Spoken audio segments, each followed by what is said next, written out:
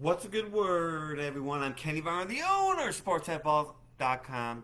Welcome to the show because we have Stanford over 3.5 minus 145, under 3.5 plus 115 as we look at this team's win total. Is it a little bit light? We'll go through the schedule and find out. But before we do all that, this is not your dad's Stanford Cardinal. This team will play fast. Why will they play fast? We'll get to that in 1 minute. SportsHaveBalls.com is the name of my site. Come check us out at SportsHaveBalls.com. It's always linked in the description. When these videos get loaded on YouTube, we have all of our videos for the Power 4 schools. Oregon State, Washington State, Notre Dame will not be an exception. They will be in videos also. So we got that. Will all be up on on our YouTube channel, along with a preview of every single NFL team. And now SportsAtBalls.com is the name of my site. You can get your sports pick packages. We already have 3 picks up to the clients that they're excited about. We're excited about. So get your deal as soon as you can. Get the one that fits you, whether it's a half a season or the best value, of course, is the college football and NFL. Because when you get that through the Super Bowl, you're set with all the other picks we might have during the year through the Super Bowl. So we got Stanford here, not your dad's Stanford Cardinal. This team is going to play fast. Their head coach, what's his name? Troy Taylor, is in his second year. This guy came from Sac State, and our Montana Grizzlies played them a bunch. And as much as we called them Suck State, they did have the fast offense. Just boom, boom, boom. Stanford last year averaged 70 plays a game. And when that thing gets rolling, ask Colorado. Ask Colorado after they had a 100-0 lead and blew the game, how they can get fast and just keep rocking and rolling and carrying over. So this is a team that I'm looking to be exciting. It's weird, I know, the Stanford uniforms being exciting, but at quarterback, we got this Elijah Brown who could really unseat Ashton Daniels.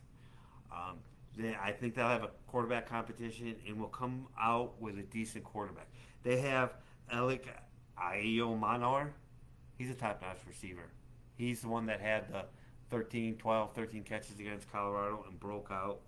The running backs are actually deep at this school. Cedric Irvin leads the way, but they are pretty deep. This offense, under second-year head coach, I think they're going to be able to put some points on the board. The caveat, though, is 41. They let up 41 sacks. They got to clean that up, of course. Get the offensive line, which is going to improve this year, I believe.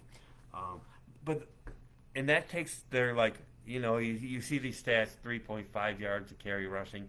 Not really. When you take the sacks out, the running game was fine.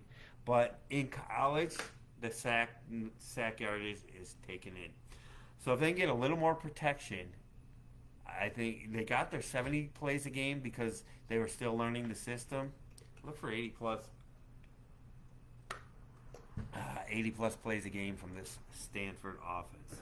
Now, on to I wanted to say about their offensive line must improve. The skill positions, like we mentioned, are there. I think the defense will make strides, although it's still not going to be. It's still probably going to be subpar, as this team was rated in 2023 by the portal, which is kind of sad, but that's why they're sitting at over 3.5. Over 3.5 minus 145. I think there's a reason that it's juiced to the over, because let's look at their schedule now. They're going to be 8.5 point underdogs when they're home against TCU. That point spread's already out. Then they get Cal Poly. Cal Poly is a team that never makes the playoffs from the FCS. Been in the Big Sky. I think they'll get some points going. I think this team is a team that's going to be able to score some points. So after those two games, 1-1 would be if the favorite team wins every time. Then they got a week off. Then I don't like this scheduling spot for them. Not the one at Syracuse, where I think Syracuse is going to be much improved. But they go at Syracuse. Then what do they do? Fly back home and then go at Clemson. You got two what I think are good teams. A pretty good team in Syracuse. Real good team in Clemson. On the road, back to back. You just flew there, flew back, flew there, flew back. And now you're home and you're playing Virginia Tech. Yeah, playing Virginia Tech. And then you're going to Notre Dame. So you got 3 out of 4 on the road with your home game being Virginia Tech. That's a tough little how do you do. SMU will come in. I think they'll be able to score points on SMU. They might not be able to hold SMU down. I'm pretty high on SMU, but I could look for points there.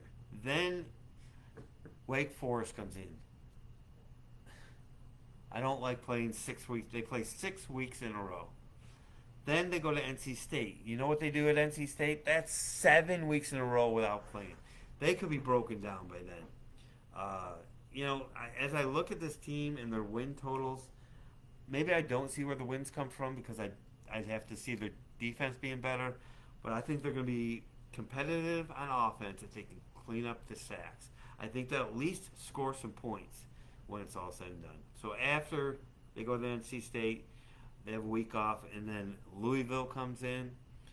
Then they go at Cal, very winnable. At San Jose State, very winnable.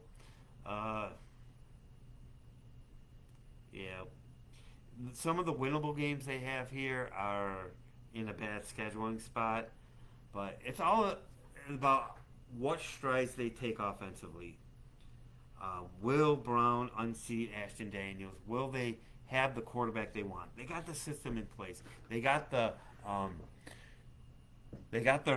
high-powered. I think it's going to be a little bit more high-powered offense. They're going to be fast, but again, when you have a weak defense and a fast offense, that could really take your defense down a notch. So, am I looking to bet over or under on this team? No, but am I looking for exciting games from this team? Yes, I am. I'm looking for points.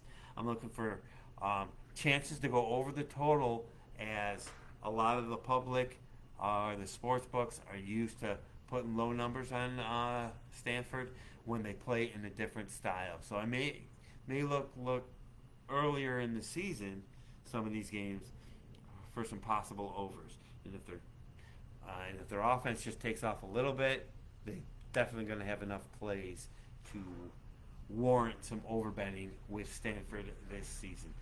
So there you go. That's our Stanford preview. Sometimes I look and see how good I think they are, even on one side of the ball, and you go through the schedule and you can't find wins. That's what kind of happened with Stanford here today. Anyway, that's what we got. All of our videos previewing all the college football teams, every NFL team, is going to be up on our YouTube channel. So subscribe there. SportsBookS.com is the name of my site. Come check us out. Come see what kind of valuable deals we have for you, because for a handful of bets, you get the whole season taken care of for college and the NFL, our own special way. So, and when you get the college NFL combo, we're going to throw any other bets we have free up until the Super Bowl. All right, we'll see you guys in the next video, and let's make money.